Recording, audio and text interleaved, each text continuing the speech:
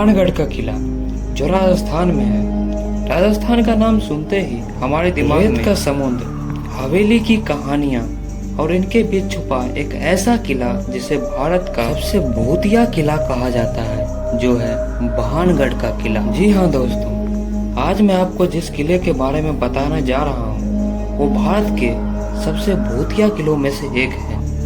यहाँ आने वाले लोगों का कहना है कि आप जैसे ही इस किला के अंदर प्रवेश करेंगे, हवा का बहाव तेज हो जाता है और चारों तरफ खामोशी की हलचल महसूस होती है। चलिए कहानी की शुरुआत करते हैं। यह कहानी की शुरुआत बहुत ही सुंदर राजकुमारी रत्नावती से होती है, जिसकी खूबसूरती के चर्चे बहुत दूर दूर तक थे।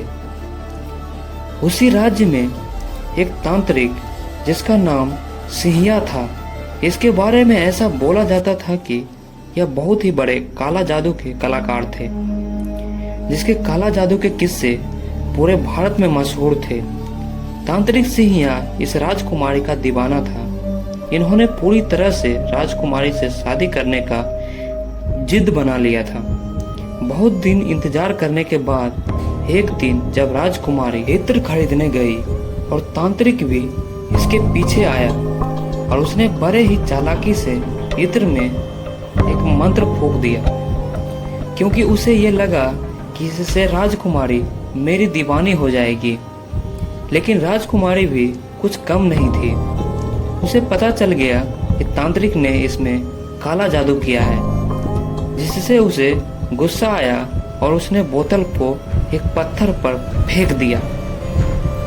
काला जादू होने के कारण पत्थर सीधा तांत्रिक के ऊपर जा गिरा और तांत्रिक की वहीं मौत हो गई। लेकिन तांत्रिक ने मरते मरते ये श्राप दिया कि पूरा भानगढ़ का विनाश हो जाएगा और कोई भी यहाँ जिंदा नहीं बचेगा। और इस तांत्रिक के मरने के कुछ समय बाद ही आजमगढ़ और भानगढ़ के बीच युद्ध हो गया और युद्ध के समाप्त होते तक पूरा आजमगढ़ एक मरे हुए खंडहर में बदल गया। लोगों के द्वारा ऐसा बोला जाता है कि यहाँ रहने वाले लोग कोई भी जीवित नहीं बचे थे। तब से लेकर आज तक ये किला वीरान पड़ा है। लोगों के द्वारा ऐसा बोला जाता है कि इस किले से रात के समय बहुत ही डरावनी आवाज़ें आती हैं, जैसे कि किसी के चलने की आवाज़, कभी कभी लोगों की परछाई भी दिखती है।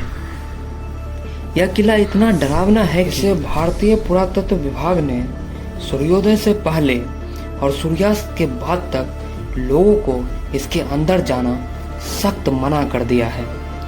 अगर आप भी कभी भी इस किले में घूमना चाहते हैं तो आ सकते हैं। बस इस बात का ध्यान रखिएगा कि आपको सूर्यास्त होने से पहले इस किला से बाहर निकल जाना है। अगर आप नहीं निकल पाए तो आप इस किले से बाहर कभी नहीं निकल पाइएगा। हेलो दोस्तों, अगर आपको भी ऐसे ही डरावनी कहानियों को सुनने में मज़ा आता है तो आप मेरे इस चैनल को सब्सक्राइब कर सकते हैं